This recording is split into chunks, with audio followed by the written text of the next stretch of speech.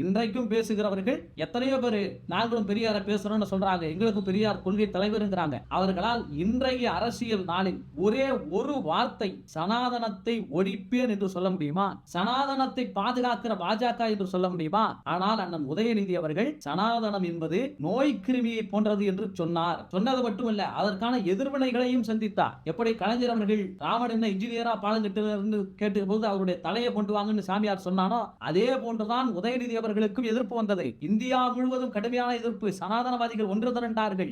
அத்தனைக்கு பிறகும் கூட எத்தனை நீதிமன்றங்கள்ல வழக்கு, அவ்வளவு விரட்டியும் கூட நான் என் கருத்தில் பின்வாங்க மாட்டேன்னு சொன்னாரே, இந்த தைரியத்தை இன்றைக்கு இருக்கிற அரசியல் தலைவர்கள் யாராவது கேட்கிறாங்களே, பெரியார் இயக்கங்கள் ஏன் உதயநிதி பின்னால் நிற்கிறது கேட்கிறாங்களே, நீங்கள் இன்றைக்கும் கொள்கை தலைவர்னு சொல்லக்கூடிய யாராவது ஒருத்தவங்க சனாதனத்தை ஒழிப்பேன், சனாதன பாஜக, சனாதனம் இருக்கக்கூடாது, சனாதனத்தை ஒழிப்பதுதான் பெரியாருடைய கொள்கைன்னு ஒரே ஒரு வரி பேச சொல்லுங்க பார்ப்போம். அந்த துணிவு அவர்களுக்கு இருந்தால் பெரியார் இயக்கங்கள் அவர்கள் பின்னாடி நிற்கும். ஏதோ பெரியார் கொள்கை பேசுகிறது என்றால் எல்லாருக்கும் நலத்திட்ட உதவிகளை செய்து அதோடு நிறுத்திக் கொள்வது என்று நினைத்துக் கொள்ளுகிறார்கள். எல்லாரும் அப்படி பேசுவாங்க. ஆனால் திராவிட முன்னேற்ற கழகத்துக்கு என்ன, கலைஞருக்கு மட்டும்தான், எம்ஜிஆருக்கு ஜெயலலிதாவுக்கு இல்லாத துணிவு ராமன் என்ன இன்ஜினியரா பாலம் கட்டினார்னு கேட்பதற்கு இருந்தது. அந்த துணிவு உதயநிதி அவர்களுக்கு இருந்தது. அதுதான் கொள்கை குடும்ப அரசியல் என்பது. வெறும் பெரியாரை தூக்கி பிடித்தவர்கள் எல்லாம் இந்த தைரியத்தோடு பேச முடியாது. முதலில் அவர்களுக்கு இந்த துணிவு வரட்டும். வந்ததற்கு பிறகு அவர்கள் பெரியாரை பேசுகிறாரா இல்லையா என்பதை பார்த்துக் கொள்ளலாம்.